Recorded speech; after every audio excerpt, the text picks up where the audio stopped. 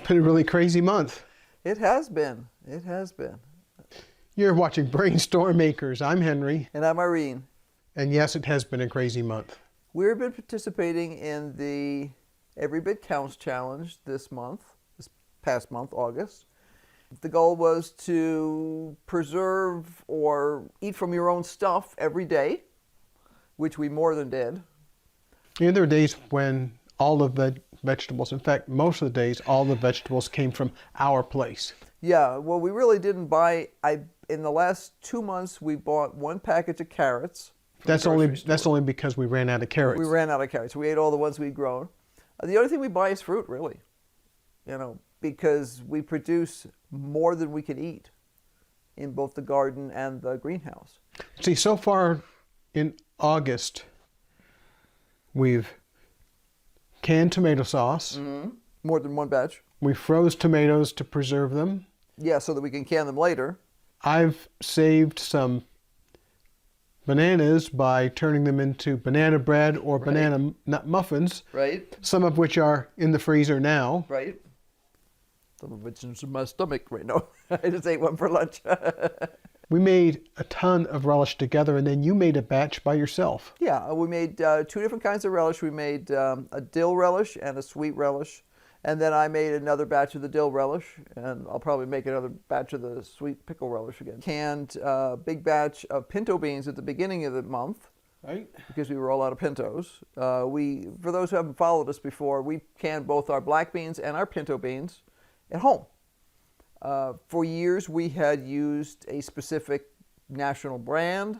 It became really, really unreliable in terms of its spiciness. We want to have something on hand that when we decide that we want to make burritos because we've got a little bit of leftover meat or some leftover veggies that we want to make kind of a stir-fry-ish sort of thing out of, and we're going to throw that in there with some beans and some, and all of a sudden you get a really nice dinner or a lunch, or even breakfast for that matter, because we'll make them with eggs sometimes too.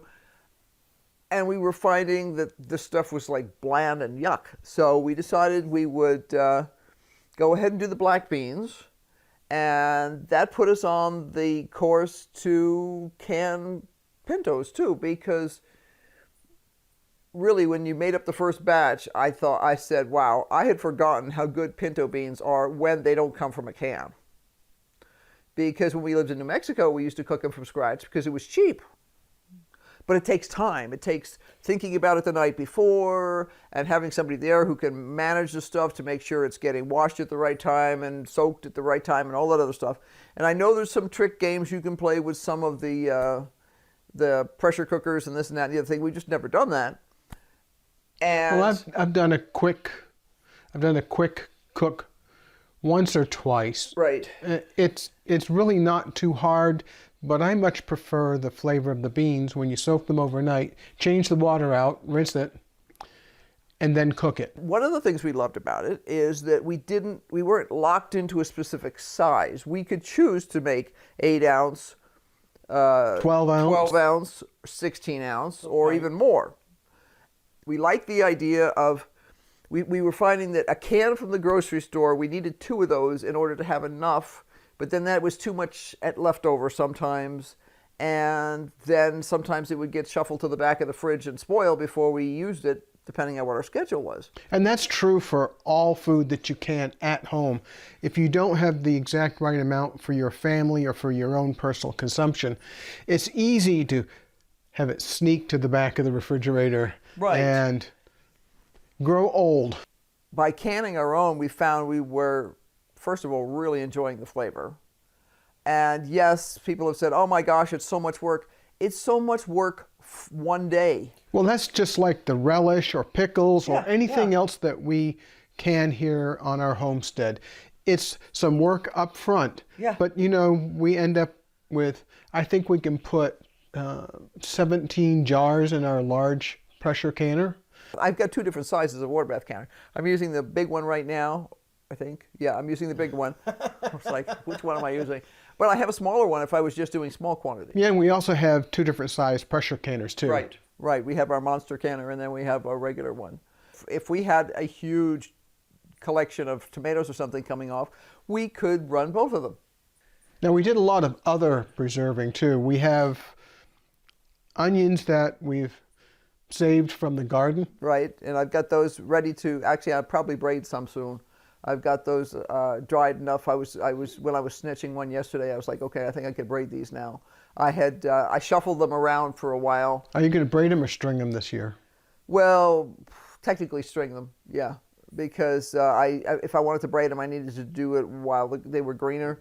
And I like the idea of stringing them better because it's easier to cut off an individual onion without having to worry about having the rest of the string fall apart. So we have that going on, but we plan our garden so that we eat fresh for as long throughout the year as we can. Right. I just replanted a whole bunch of different kinds of brassicas, and I need to plant some more lettuces.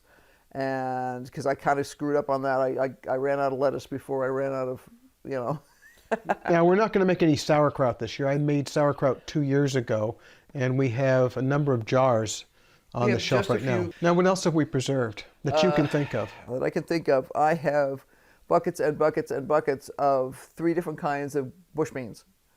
I have... We've cleaned and snapped bush beans many days. We'll have several, we'll have big containers of them, and we'll sit on the sofa and watch YouTube videos and snap them and sort them, and then I'll go in the kitchen and you'll edit videos and I'll blanch and freeze them. I just did a little batch the other day, and that was eight packages of Provider, which is a green bean, 4 of Carson, which is a yellow green bean, and 3 of Royal Burgundy, which is purple. Probably got close to our year's worth of beans in there right now. Yeah, it's getting pretty close. We had 2 big hailstorms here that just beat the living tar out of our green beans. Yeah, and from experience, we knew that if the Providers had some sort of devastation, they would probably come back. We planted a tote of Provider beans back when we were in the greenhouse because we looked and said, okay, the first time was not good. The second time was doubly not good. So we said, well, let's go ahead and plant a tote. Just in case. So I planted a tote full, and it's a I don't know if it's a 27-gallon tote. It's not the biggest ones they make, so it's probably a 17 gallon, or 19. Right. I did the first harvest this morning, and it was enough for a good serving for one person. For some families that don't eat much in the way of beans, it would be a serving for 2 people. How about 4 people? Well, yeah, one here's your bean and here's your bean. No. What we've done at this point for meat is we have hamburger and some other meat in the freezer because that's how we prefer to have it stored. We discovered something yesterday that is cause for concern. I don't know if we want to say where we bought these. I think we come right out and say it. Okay. Okay. Yeah. So what happened, Irene? Back when canning jars and canning lids were a rare commodity to be sold on the black market practically, we were really watching hard for anything that came up. And I was able to get a couple of decent deals at Walmart on ball jars and things like that. I mean, we're talking name brand stuff here, not knockoff things. But they did not have much in the way of ball lids. So they had, I think, their own brand. It is called Mainstay. It's the Walmart brand. I have used their brand before, and it has been fine. Well, this morning, yesterday, I was washing dishes, that's why I noticed it. Yesterday, we popped a can of black beans, which we had canned using a brand new Mainstay lid in February. It has corrosion on the inside of it. We're not sure how long these lids are going to last, and unfortunately, we've just canned a ton of tomato sauce, a ton of relish. We're concerned. We're concerned that the Mainstay brand by Walmart may not have great longevity. Yeah, now we pressure can the black beans and the pinto beans because they're a low acid food.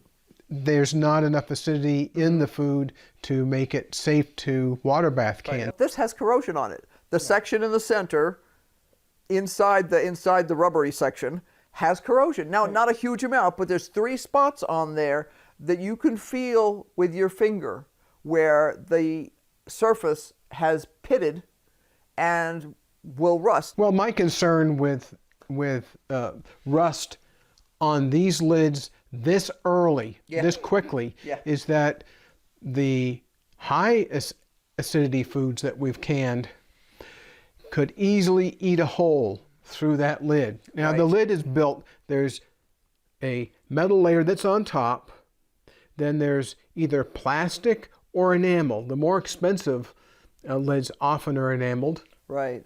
And then there's rubber, synthetic or natural rubber, that's actually used to make the seal between the lid and the jar edge. And what's going on is that we're having pitting of that center portion.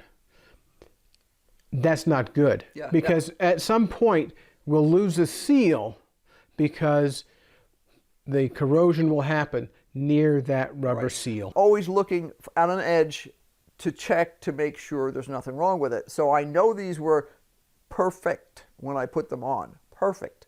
Now there's one other thing that we've seen on YouTube from some people who might know better, but certainly ought to know better. Yes. And that is when they're busy canning to preserve fruits or other low acid foods, they'll add some acid from lemon juice, which is perfectly fine. That'll keep the fruit from discoloring. But then they'll add a thickening agent, and it may work fine for them. It may work fine for you. However, the way that all these things are approved for or suggested for home canning is they have food scientists who will actually put thermocouples inside the food, and they'll run the canning process to see if the contents heat evenly throughout the jar. And what they found is that starch, like corn starch, potato starch, tapioca, arrowroot, all those kinds of thickening agents will stop the heat transfer, so you'll have cold spots in the jar. My plea to all of you is follow the guidelines from the USDA. We've used all manner of preservation this year. We've dried things, we've frozen things, we've canned things, we've pressure canned things. What else have we done? We've eaten things, lots and lots of things. We've eaten more squash than I'd like to think about. Our very favorite, I think, is still patty pan squash done as a tempura squash. I can eat inordinate quantities of that. Do you know what time it is now? It is time to talk about the fact that we are going to include pictures. I tried hard this past month to get up pictures on Instagram, and I managed about a quarter of the time. But I do have all the pictures. Every day when I take pictures. Did we mention the month has been crazy? You know what now? Yes. You gotta stop talking. I know. This video is going to be 3 years long. No, but I'm gonna have to spend a lot of time editing it. By the way, I've been working on what we think is going to be a good solution for our water issues. So I could get on that too. And we haven't yet something else to do to the greenhouse too. Say goodbye, Irene. So be sure to like, subscribe, and hit that notification bell, because obviously we're going to be doing lots more. When she says we're going to be doing lots more, it's an understatement. Big understatement. Right. Thanks for watching. Bye.